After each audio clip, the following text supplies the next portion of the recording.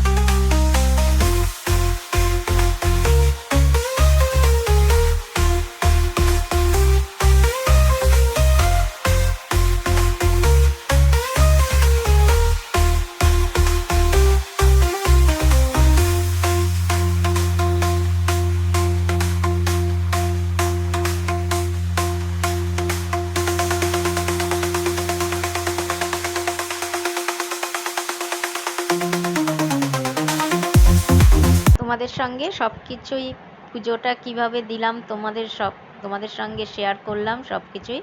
এবার অঞ্জলিটা দিয়ে আমার পুজো সমাপ্ত করব। তো তোমরা দেখো অঞ্জলি দিচ্ছি, অঞ্জলি দিয়ে তারপরে আমি পুজোটা শেষ করে তারপরে নিচে চলে যাব, গিয়ে তারপরে একটু উপোস ভাঙবো, একটু জল মিষ্টি খেয়ে। আমার পুজো শেষ হয়ে গেছে, এখন আমি নিচে যাব গিয়ে, তো গিয়ে একটু জল টল খাবো, একটু প্রসাদ নেব বাবার, তারপরে আমার মানে উপাসটা আমি ভাঙবো। তা যাই হোক, আজকের মতো এখানেই ভিডিওটা শেষ করলাম। আবার পরের ব্লগে তোমাদের সঙ্গে নতুন ভিডিও নিয়ে চলে আসবো।